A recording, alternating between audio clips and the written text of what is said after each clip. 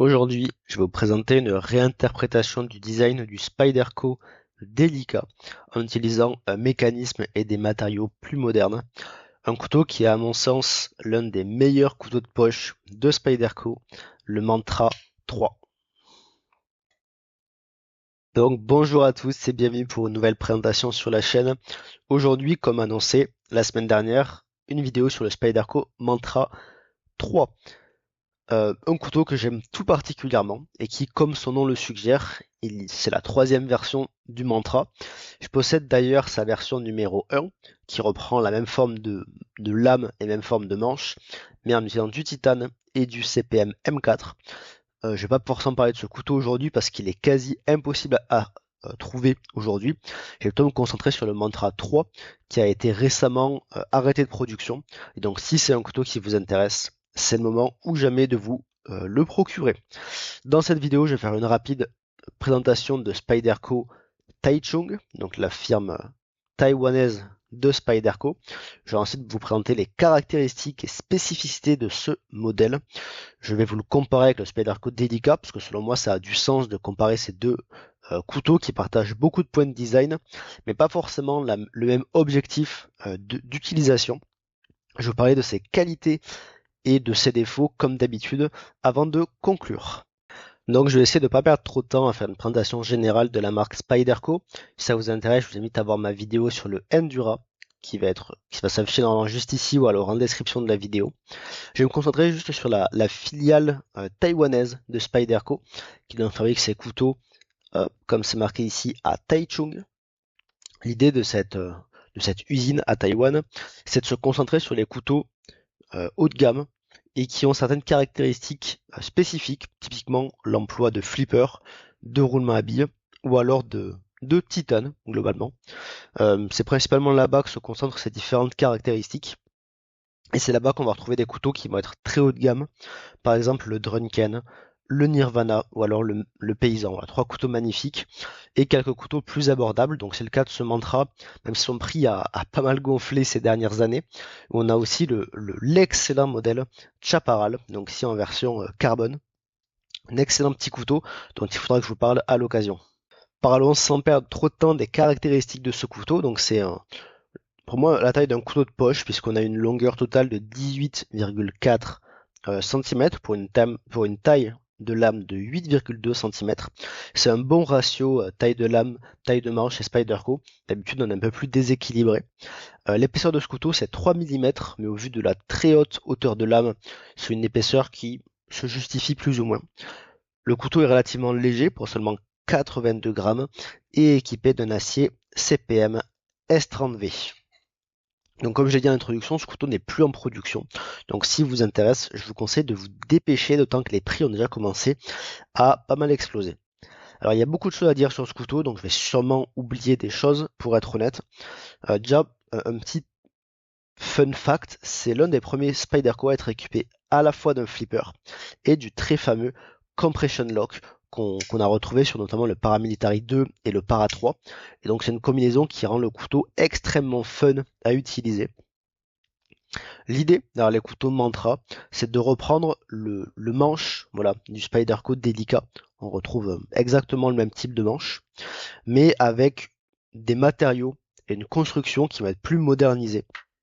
Et aussi, il faut noter que une partie des bénéfices faits sur tous les mantras sont recherchés pour la recherche contre Parkinson. Voilà, je trouve que c'est important de noter ce type d'actions qui sont assez fréquentes avec Spyderco, qui ont par exemple fait les couteaux en version pink pour lutter contre le cancer du sein, ou alors différentes séries pour aider les policiers et pompiers par exemple.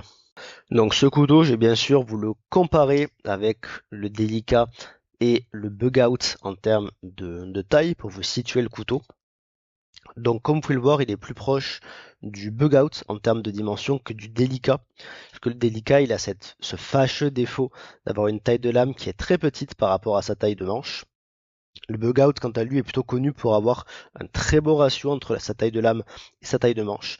Et voilà, je trouve que le Mantra est pour moi un excellent couteau chez Spyderco parce que c'est l'un des rares à avoir justement une très bonne longueur de lame par rapport à la taille totale.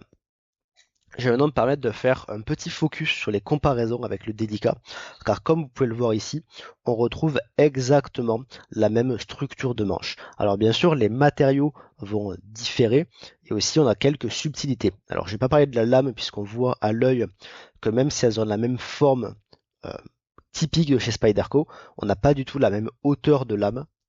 La lame sur le Delica est elle beaucoup plus fine. Et on a aussi quelques nuances au niveau du manche. Alors les principales nuances, c'est que sur le Mantra 3, le manche va être un petit peu plus épais quasiment partout. Ce qui lui donne selon moi d'ailleurs une meilleure ergonomie que le Delica. Ça dépend sans doute des tailles de main, mais pour toutes les prises à pleine main, vu qu'on a un manche qui est plus épais, je trouve que le manche du Mantra va mieux rentrer dans la main. Et du fait qu'il a une lame qui est globalement plus longue, ça en fait un couteau qui est plus polyvalent que le Delica. Par contre, l'avantage qu'avoir le Delica, c'est que grâce au FRN, il va avoir un bien meilleur grip et aussi qu'il va être mieux arrondi, ce qui va le rendre plus agréable pour différentes positions, positions inversées, etc. Et aussi, les cannelures sur la lame sont bien plus efficaces. Et donc, toutes les coupes avec le pouce appuyé sur la lame sont beaucoup plus faciles avec le Delica. Tandis que les cannelures sur le Mantra sont un peu plus anecdotiques. Donc moi, c'est deux visions qui sont assez différentes, deux ergonomies qui sont assez différentes. Moi, personnellement, je préfère le Mantra, je le trouve beaucoup plus polyvalent. Par contre, pour le travail lourd, c'est plutôt le Delica vers lequel j'aime tourner parce que plus léger, plus compact, et le FRN, voilà, meilleur grip. Et globalement, voilà, le fait qu'il est parfaitement contourné partout, ça empêche un petit peu les points durs. Je sais qu'il y a beaucoup de gens qui ont du mal avec l'ergonomie du Mantra. Moi, personnellement, de mon point de vue, c'est l'un de ses points forts. Justement, j'ai essayé de me concentrer sur les différentes qualités de ce couteau. Donc j'ai déjà commencé à parler un petit peu de l'ergonomie et de son manche. Comme je l'ai dit, pour moi, c'est voilà, une matière de choix parce que les deux couteaux ont une ergonomie qui sont géniales. Mais maintenant, voilà, j'ai petite préférence pour celui-ci. Donc comme vous pouvez le voir, le manche, il a un visuel qui est en carbone. Et d'ailleurs, c'est un manche qui est texturé, qui est assez agréable, que ce soit au toucher ou visuellement. Hop, je vais essayer de vous faire un petit zoom pour que vous voyez un petit peu la structure. Alors moi, je suis pas particulièrement fan de ce type de manche parce qu'en fait, c'est pas du carbone sur toute l'épaisseur, c'est du G10 avec simplement une couche de carbone par-dessus pour avoir le, le prix, disons, du G10 avec l'aspect du carbone. Alors, le visuel est assez sympa, mais je préfère largement des manches tout en carbone, comme sur celui de ce magnifique Bug-Out par exemple. Ça, c'est une matière de choix. Ce couteau, pardon, il est équipé d'un clip trombone qui rentre très très bien dans la plaquette et qui est d'ailleurs réversible. Et un détail important, c'est que les platines en acier sont incrustées dans le G10, ce qui permet de gagner bien sûr de l'épaisseur et aussi du poids, parce que ça évite de devoir rajouter du G10 dans cette zone-là. Donc voilà, ça fait plus de travail, et c'est pour ça justement que Taichung a été choisi pour faire ce modèle, pour ces petits détails techniques qui auraient été difficiles de faire ailleurs. Le second point fort de ce couteau, après son ergonomie, selon moi, c'est vraiment sa lame. Alors, déjà, la lame, elle a une finition satinée qui est très très très jolie, avec une petite trace ici. Et un acier CPM S30V qui est assez classique chez Spyderco. Je vais pas forcément commenter l'acier aujourd'hui. La forme de lame, c'est elle aussi très classique chez Spyderco. C'est ce qu'on retrouve globalement sur le Delica, ce qu'on retrouve sur Paramilitary 2, ce qu'on retrouve sur, hop, excusez-moi, le Mantra 1. Pas la même forme de lame sur le Mantra 2 d'ailleurs, qui est une forme dite leaf shape, donc en forme de feuille, avec le dos de la lame qui va vraiment descendre pour former une pointe très fine, très typique de chez Spyderco. Ce qui est surtout intéressant sur cette lame, c'est le mélange entre l'épaisseur de 3 mm qui aurait pu être un peu plus fine, mais qui est ok pour cette taille de couteau. Mais surtout, grâce à la très haute émouture, on a une excellente géométrie pour la coupe. C'est le même principe que le Giant Mouse Reeve que je vous ai présenté la semaine dernière. Alors le tranchant est un peu moins fin que sur le Delica. Le Delica reste un meilleur slicer, un meilleur trancheur selon moi. Mais par contre, le Mantra va être beaucoup plus polyvalent, puisque une lame un peu plus robuste et il est malgré tout excellent à utiliser en cuisine et grâce à une longueur de lame qui est un peu plus importante, il peut faire beaucoup plus de coupes. À noter que sur ce couteau, on a un léger recurve normalement sur cette partie-là de la lame que moi j'ai enlevé parce que c'est très très chiant à affûter ce type de lame et je trouve ça moche esthétiquement. Donc moi je l'ai enlevé, mais il est à noter que normalement sur ce couteau on a un petit S, voilà, près de la garde, disons, près du ricasso. Donc voilà, je préfère vous le noter. Concernant le mécanisme sur ce couteau, celui-ci est équipé de roulement à billes. Hop, je vais vous montrer ici. On voit un petit peu l'aspect laiton qui maintient les roulements à billes, donc roulements à billes céramique, pardon. Donc ça en fait un couteau qui est très très très très fluide. Alors c'est pas le couteau le plus fluide du monde, hein, bien sûr, mais ça en fait un couteau qui est très très très facile à manipuler. Et le mélange flipper compression lock est assez addictif pour être honnête. Le compression lock il marche très bien malgré le fait qu'il soit un petit peu difficile d'accès, on va être honnête. Surtout que là je suis en espace restreint pour filmer donc c'est pas forcément hyper simple. Pour être honnête il marche moins bien que celui d'un Paramilitary 2 par exemple. Sur celui-ci l'action elle est vraiment exceptionnelle. Euh, voilà. Bon, c'est deux modèles différents. Celui-ci est un peu plus difficile d'accès, mais il marche malgré tout très bien. Le flipper aussi marche très bien. Et l'ouverture par le trou avec les roulements à billes, c'est que du plaisir. Je me permets de faire une petite remarque sur ce couteau, parce que j'ai vu une petite polémique, ou en tout cas beaucoup de critiques, sur la détente de ce modèle qui est très molle. Ce qui est vrai, hein. La détente est excessivement molle. Mais beaucoup de gens critiquent ça. Euh, comme étant un gros problème de fabrication et moi je suis pas forcément d'accord, je partage pas forcément cet avis car pour moi sur ce couteau l'ouverture elle reste facile et agréable ce qui est l'intérêt de ce type d'ouverture et en étant honnête il faut vraiment mettre des efforts pour louper l'ouverture. Si j'ouvre mon couteau et que j'appuie sur le flipper, la lame se déploie. D'accord? Il faut vraiment faire un effort pour que la lame ne se déploie pas et que ça devienne un problème. Donc je comprends qu'on puisse avoir une préférence pour des ouvertures qui soient plus dures, pour des détentes qui soient plus fortes, mais une détente molle n'est pas nécessairement un défaut de fabrication. Je ne dis pas qu'ici c'est un choix, peut-être que c'est un problème, hein, mais je dis juste que de mon utilisation, ce type de détente ne m'a jamais posé le moindre problème sur ce couteau ou sur d'autres modèles similaires. Voilà, je me permettais de faire cette petite remarque, parce que je pense qu'on critique beaucoup trop souvent les détentes molles, alors que ça peut être un choix de fabrication et un choix de design de la part de la marque aussi. Ce que j'aime beaucoup avec la marque Spyderco, c'est qu'il y a une réflexion derrière les designs qui est vraiment poussée, et on sent lorsqu'on manipule le couteau le sens de certains choix qui ont été faits. Et comme ce sont des couteaux qui sont vraiment imaginés pour une utilisation spécifique, évidemment, on a aussi plein de défauts qui découlent de ces choix. Donc je vais essayer de vous les noter ici. Alors il n'y a pas que des choix de design, il y a aussi quelques défauts de fabrication que je vais lister. Alors le premier problème, c'est le compression lock qui est assez difficile d'accès.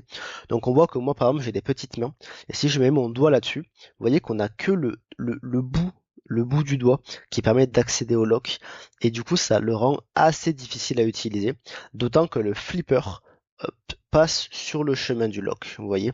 Et donc du coup quand on va fermer le couteau, donc je simule le fait je simule le fait que je ferme le couteau, là il y a le flipper qui tape mon doigt et qui empêche de fermer la lame, vous voyez. Là il pousse mon doigt. Donc ça peut être un petit problème.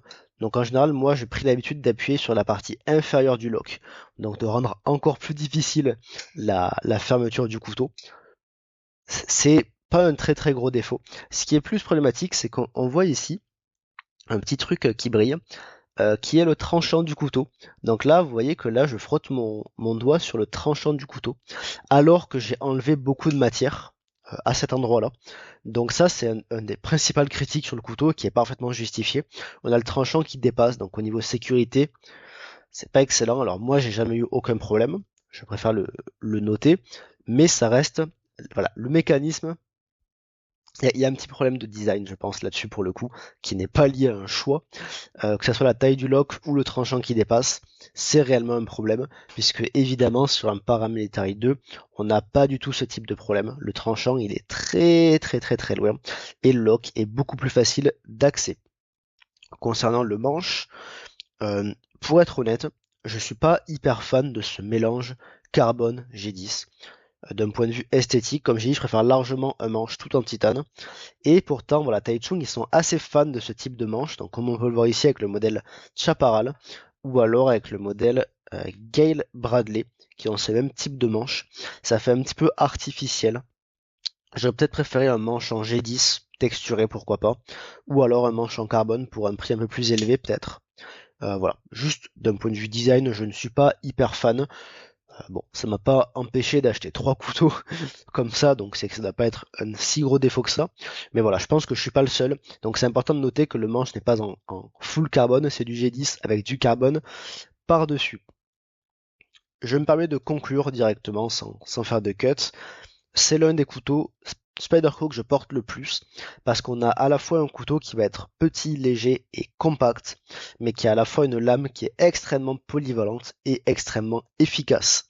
Le mécanisme il est aussi vraiment addictif parce que grâce à ces roulements à billes, on a une ouverture qui est vraiment explosive et une action qui est particulière par rapport aux autres Spyderco avec le flipper et le compression lock. Donc voilà, pour toutes ces raisons, c'est un couteau que j'aime énormément et que je porte très souvent. Et je me le répète, si vous êtes intéressé par ce design et par ce couteau, dépêchez-vous de l'acheter parce que bientôt il va devenir très difficile à trouver, ou en tout cas très difficile à trouver à des prix corrects. Voilà, je vais m'arrêter ici, j'espère que la vidéo n'a pas été trop longue, même si comme d'habitude, je pense que ça sera le cas. Voilà, j'espère que vous avez apprécié, je vous invite à laisser un like si c'est le cas. N'hésitez pas à vous abonner à ma chaîne ainsi qu'à mes réseaux sociaux si vous voulez être tenu au courant des prochaines sorties.